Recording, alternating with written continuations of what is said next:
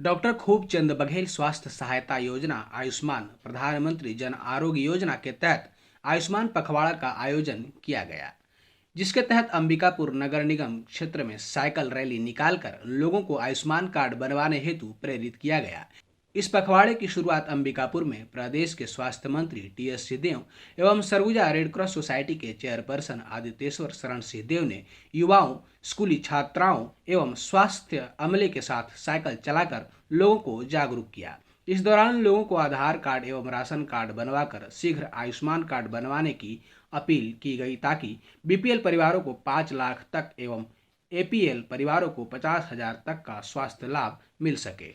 ये एक सांकेतिक आयोजन था जिसमें ये संदेश देना था कि बहुत लोगों ने अभी आधार कार्ड अपना नहीं बनाया है। वो जितनी जल्दी आधार कार्ड बना लेंगे उसमें शासन की तरफ से करीब 58 लाख परिवारों को जो 1 रुपये किलो में राशन लेते हैं उनके लिए कार्ड उपलब्ध हो जाएगा। 5 लाख तक के परिवार का सालाना इलाज के लिए, एपीएल परिवारों के लिए 50,000 सालाना, और मुख्यमंत्री विशेष स्वास्थ्य सहायता योजना के माध्यम से सभी के लिए, चाहे वो एपीएल हो चाहे बीपीएल हो, चिन्हांकित बीमारियों के लिए 20 लाख रुपए तक का इलाज निःशुल्क सरकार की तरफ से होगा।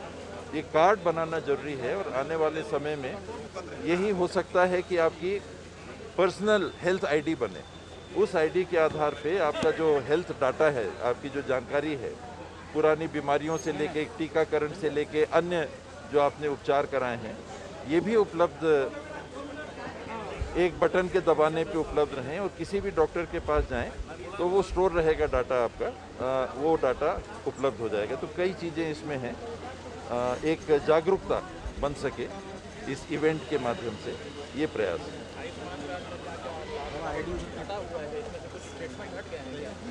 नहीं, कोई ट्रीटमेंट नहीं हटे। प्राइवेट सेक्टर में कुछ इलाज पहले हुआ करते थे।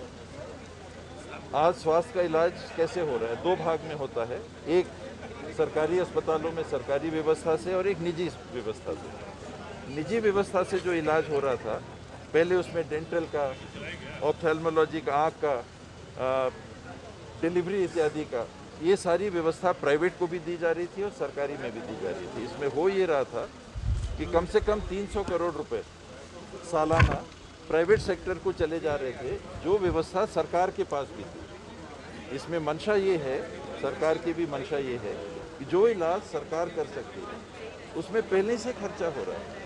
आप इतनी बिल्डिंगें बनाते हो, आप इतने स्टाफ रखते हो, आप नर्स रखते हो, आप डॉक्टर रखते हो, आप मशीनें खरीदते हो, आप दवाइयाँ खरीदते हो और उसको निःशुल्क उपलब्ध कराते हो। इतना खर्चा करने के बाद भी अगर निजी क्षेत्र में आप पैसा दे रहे हो तो पब्लिक के पैसे का एक तरह से दुरुपयोग हो रहा है, क्योंकि यहाँ आपने तनख्वाह दे दी, यहाँ आपने बिल्डिंग बना ली, यहाँ आपने मशीन खरीद ली, यहाँ आपने दवाई खरीदी।